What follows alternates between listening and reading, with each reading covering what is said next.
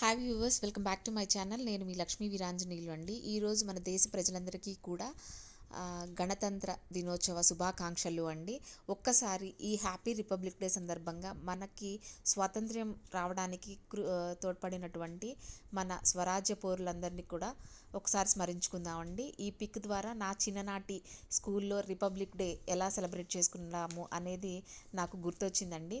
So ఈ republic day సందర్భంగా మనందరం వాళ్ళని ఒకసారి స్మరించుకుందాం. అండ్ ఈ సందర్భంగా నేను చెప్పదలుచుకున్నది ఏంటంటే, రీసెంట్గా జరిగినటువంటి చిత్తూరు డిస్టిక్కి సంబంధించిన జవాన్ కార్తిక్ గారు మన జమ్మూ కాశ్మీర్లో జరిగినటువంటి ఉగ్రవాదుల కాల్పుల్లో వీరమరణం పొందారండి.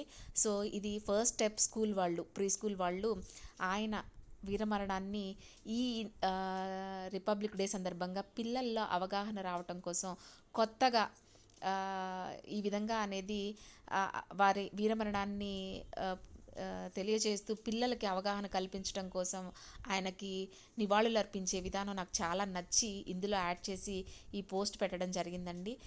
నిజంగా స్కూల్స్లో ఇలాంటి అట్మాస్ఫియర్, ఇలాంటి అవగాహన కలిగించాలనేది నాకు అనిపిస్తూ ఉంటుంది. మరి మీలో ఎంతమందికి అనిపిస్తుందో తెలియదండి.